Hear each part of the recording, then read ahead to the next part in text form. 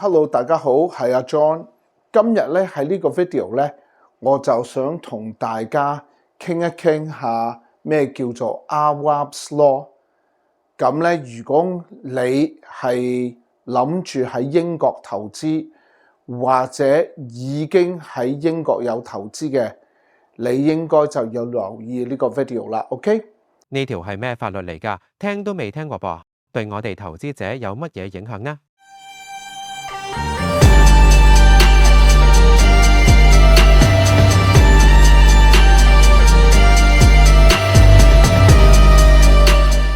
咁咧呢個 Arwab's Law 咧，其實 Arwab 唔係英文嚟嘅，咁咧係一個細蚊仔嘅名 ，OK？ 咁咧佢叫 Arwab Ishak。咁呢個法律咧係 name after 佢嘅。咁咧因為佢2020年咧佢係死咗，係因為咧佢住嗰間屋，咁咧就有發毛。咁咧個 council 一路都冇整，咁咧令到個細蚊仔死咗，咁咧就立咗呢個例去即係因為呢件事啦 ，OK？ 咁咧暫時咧就係影響喺social housing 同埋咧係英格蘭嘅 ，OK？ 咁咧佢咧 Phase 1咧已經係執行緊㗎啦 ，OK？ 咁咧27號10月咧已經開始㗎啦。咁咧佢有唔同嘅 phase 嘅 ，OK？ 我淨係講呢個 phase 先，同埋咧遲啲咧可能唔係影響淨係 social housing。咩叫做 social housing 咧？就係政府屋啦 ，OK？ 或者啲 housing association 啦。或者如果你哋有啲即係有啲業主咧係租俾即係Circle 啊、Mears 啊呢啲咁樣嘅公司咧係屬於 social housing 咯，咁咧就會影響呢啲業主。如果你租俾 private 嘅租客咧，暫時咧係冇影響嘅 ，OK？ 咁咧第一期咧。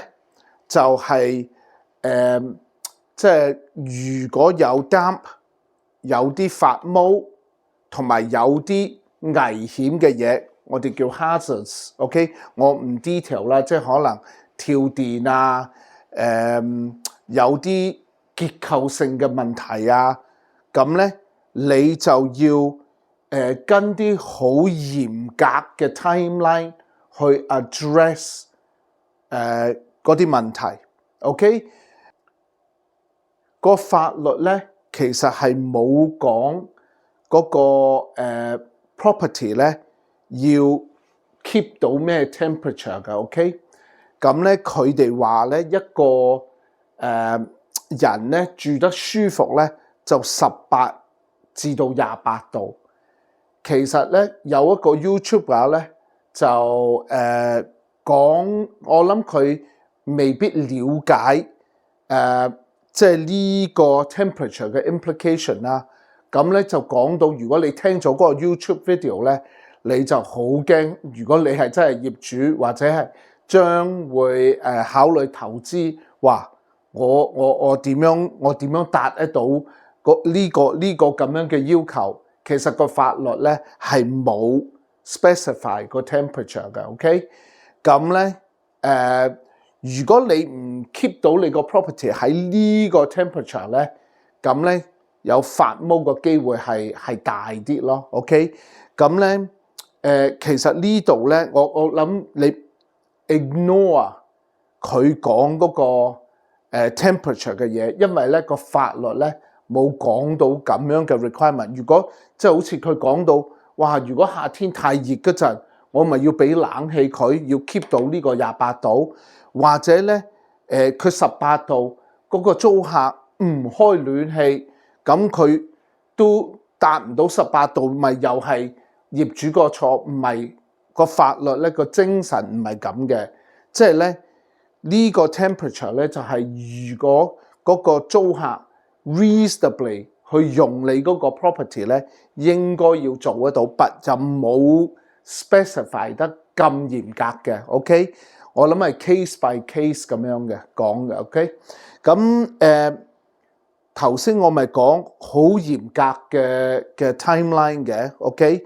咁咧其實咧，如果個 tenant report 咗個問題，即係好似 report 咗個發毛咁樣，你有1日嘅時間，或者你個 letting agent 啦，如果你揾個 letting agent 做，好似即係我係一個 letting agent 啦，我哋咧個公司咧就會要 fin 24小時 ，OK？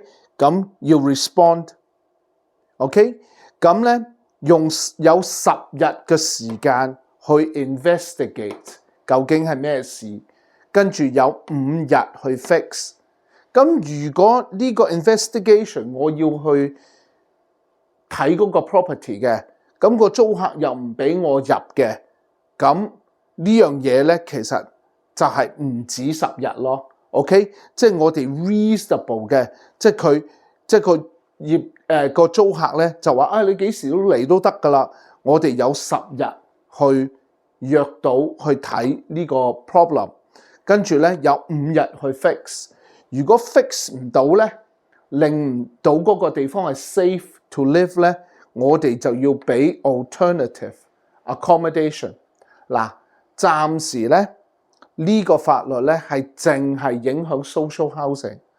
我相信咧遲啲如果係真係喺個 private sector 嗰度 ，OK， 即係我哋嗰啲即係 private 嗰啲 sector，到時咧會點咧？就係應該會有啲 insurance 嘅 product， 或者有啲 provider 可以做得到呢樣嘢。咁咧到時我哋as一個 letting agent 就會用嗰啲公司或者 sell 嗰啲 product 俾嗰個即係個業主咯。OK， 咁咧我咧係一個 letting agent 喺蘇格蘭，咁蘇格蘭點咧 ？OK， 其實蘇格蘭就冇呢個 AWAB's law。OK， 咁咧佢哋都考慮中係會 incorporate 呢個 AWAB's law 嘅精神落去個法律，但而家咧暫時冇任何 information 關於 AWAB's law 嘅 ，OK， 所以咧唔使咁擔心。我覺得咧，如果你睇完嗰個 YouTuber， 好多人跟呢個 YouTuber， 你會好驚。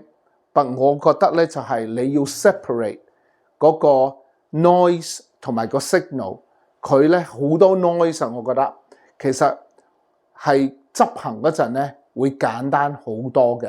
而家咧係仲未有指引，同埋冇 affect 到我哋即係 private sector 嗰啲租客，所以咧暫時唔使擔心，同埋到時咧一定會有啲 solution， 有啲 provider 嘅 ，OK？ 咁咧，我覺得佢講嗰啲嘢咧，即係咧好多scenario 係唔會發生嘅，即係嗰種好特別係講 temperature 嗰樣嘢，要 provide 冷氣啊，究竟係咪係成間屋要 provide 冷氣啊，定係淨係個房啊？我覺得嗰啲嘢係好 unreasonable 嘅 ，OK？ 同埋即係如果個租客咧係都唔開你個暖氣，你點都達唔到18度，我諗佢misunderstand，OK？ 咁咧就唔好太過擔心 ，OK？ 咁咧因為咧嗰個如果係要執行嘅，我都話有 provider， 同埋咧其實如果呢樣嘢咧係會影響到你個 cost 嘅，你估邊個會俾錢啊？又咪係個租客要俾錢咯？因為而家喺英格蘭又好，蘇格蘭又好，根本係唔夠即係 property 出租嘅。咁咧，其實最後咧又係嗰個租客要去 bear 個 cost。如果你負擔，我個 landlord 咧嗰個 cost 咧要負擔係高咗。OK，thank you， 你睇我 video。如果我覺得我呢啲 video 係有用嘅，記得 subscribe 我 YouTube channel， 俾個 like， 下個 video 見。等我介紹下自己啊，我叫阿 John， 我同我太太阿 Joyce 有間公司 base 喺 Glasgow， 係一條龍幫香港人物業投資。咁咧，我哋會幫你揾個 property 啦，我哋嘅 team 會同你做裝修，跟住我個 team 去揾租客，最後咧會去 manage 個 property。Thank you。